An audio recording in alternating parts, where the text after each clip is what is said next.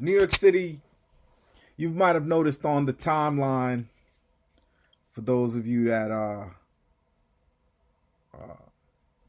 follow Sam and myself on Twitter, I've been losing my shit this morning.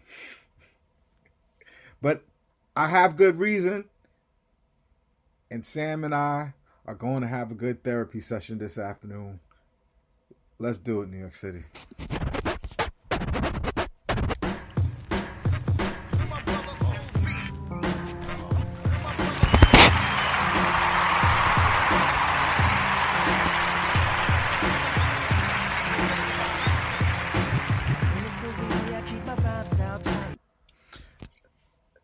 Sam, I have been a jubilant stream of positivity just thinking of the moment that I'm going to get to see in a uniform that I root for, in laundry that represents where I'm from,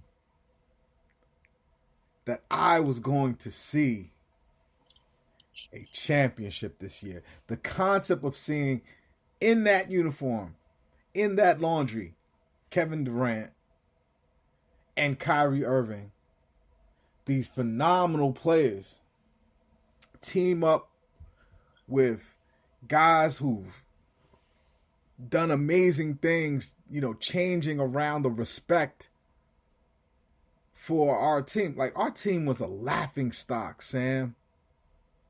We were a joke. Do you remember that? I do. I remember going to the games, even the 12 and 70 year, in Jersey. No. How does the lyric from Nas and Ether go? I was shitted on, stepped on, dissed and forgotten. Yeah. Right? That was the Nets. The Nets were all of those things, and not even the 12 and 70 year. People respected it. They were like, you're trying to get John Wall. People respected it. But they did this foolish gamble going after these decrepit corpses of great players, Hall of Famers. They reacted so in shock to what happened against Chicago in the playoffs that Billy King lost his mind. And we became a joke. That yesterday I've created a hashtag.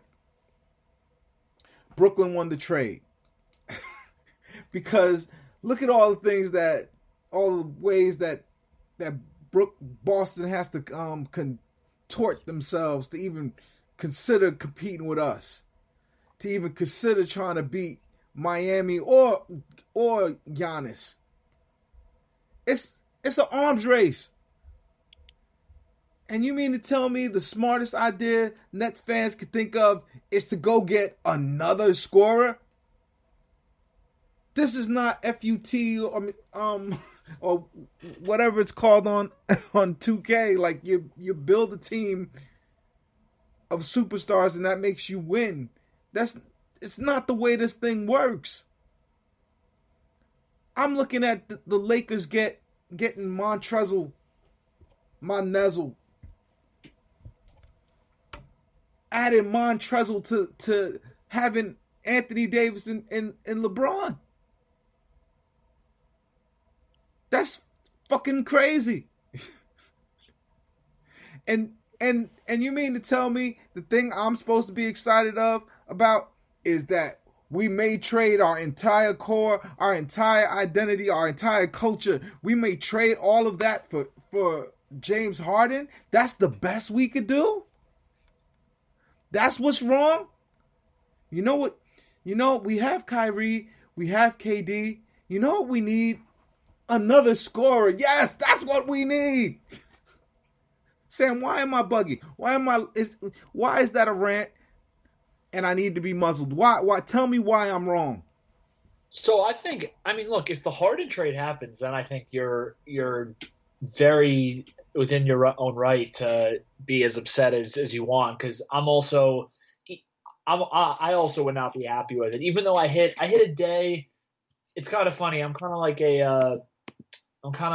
I was gonna say Trump's approval rating, but that's basically been consistently down. But like I've been like a crazy graph in terms of how I felt about the Harden trade, although it's been mostly down. So I guess it is like Trump's approval rating. But I had one day where I was trying to convince myself, and then I was like, nah, I can't do this. This is not me. But I think you're jumping on Marks before the deal happens, which either tells me that you don't trust him and you think the deal's going to happen, you have some type of you have some type of rumblings that you think it's going to happen. But I honestly don't think it's going to happen. For the reason why I guess I haven't been as bent out of shape about it is because I just don't think it's going to happen. I don't think it's going to happen for two reasons. One, I think that Nets Twitter and Nets Nation has penciled this deal in as happening, in part because, and this happens with every team, they overrate their own player. So I think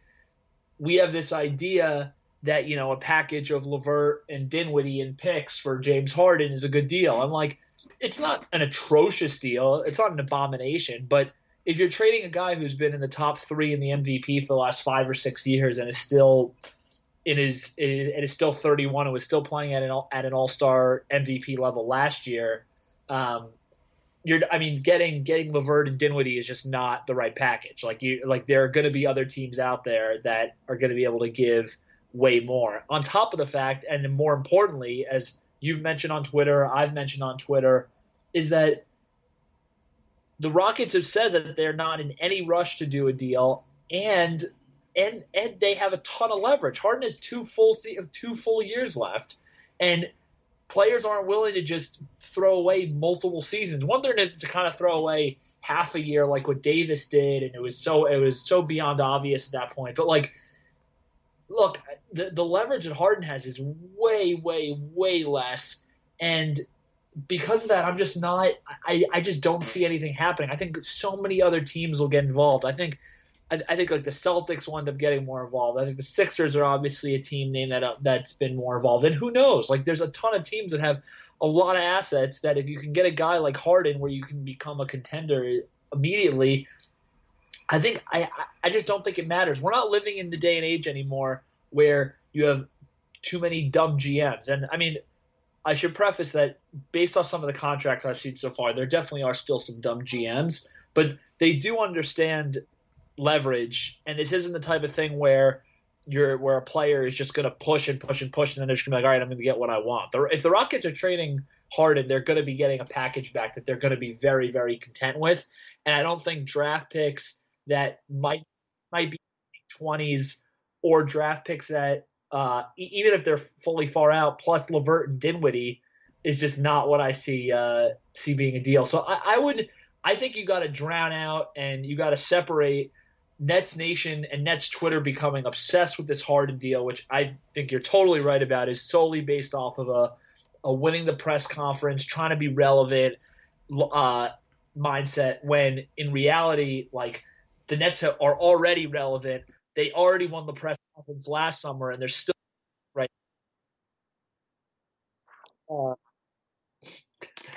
It's actually on, but it's all good. And and but but yeah, like, I just wouldn't worry too much. But I do think that Nets Nation's obsession with this Harden deal has gotten increasingly irritating, and I don't really understand it. And I trust too many basketball people who think the Harden KD Kyrie fit would be an abject disaster. So I'm not. I'm not with that. But I do think the crux of this, I think you have to separate your anger for Marks about power forward, the lack of big guys they have, and your anger about the anticipation of the Harden trade possibly happening, because those two things are different. So, look, my anger comes from the fact that it's few and far in between times. Like, let's say you start a business with someone, right? Yep. If the business is a long shot, hard to execute. You know, you and a couple of other partners, do what you can to get it out there. But all of you knew deep down inside, you guys were swinging for the fences. So if early on,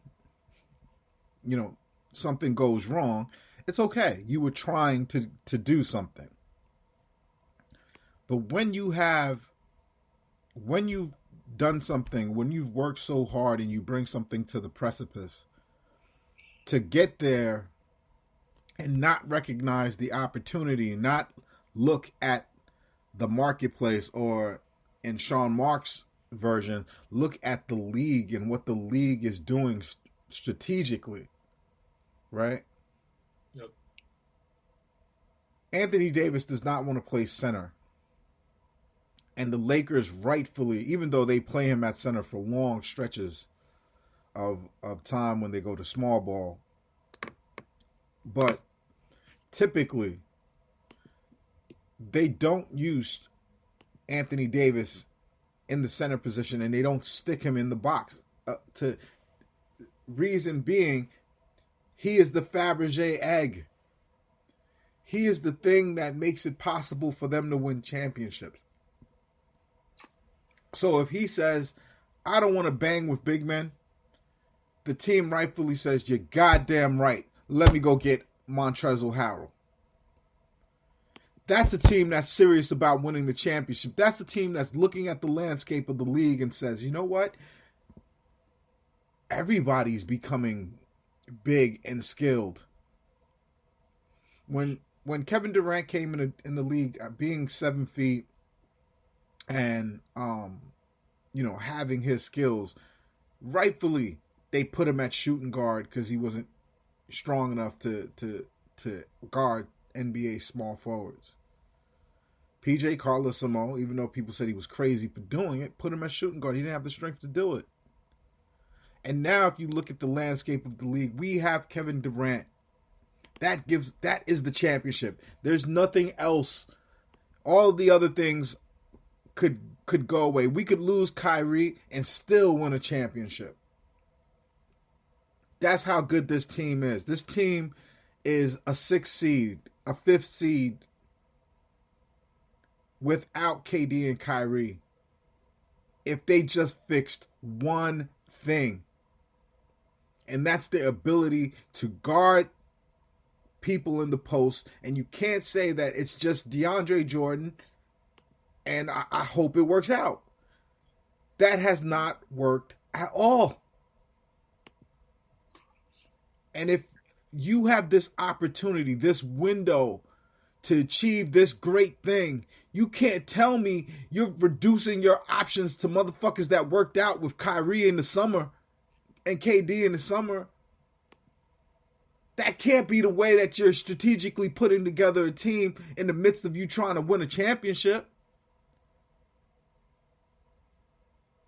I cannot believe that you're sitting in a boardroom and you're seeing, oh shit, the Lakers just signed Montrezl Harrell. So you know what we're going to do? Landry Shamet. Because we're going to sign Joe Harris. And the thing that we need more than anything is Landry Shamet. But Harrell's Harrell's a bad defender though. He's not really what they need. I think Harrell is a all NBA defense player. He was horrible coming back from having the coronavirus in the playoffs, and I think people are he hurt his money looking horrible in the playoffs. But I know people who are coming back from having coronavirus, and they're telling me they have scar tissue in their lungs. They're telling me they'll never breathe the same way again. People who were never asthmatic are now asthmatic after having the coronavirus. So I know he came back into the playoffs not right. But that guy's been NBA all defense. And the bigger point is he for the long haul of an NBA season, especially now that you have these athletes like Giannis who start from the perimeter and go. You can't tell me the idea is for the Nets to let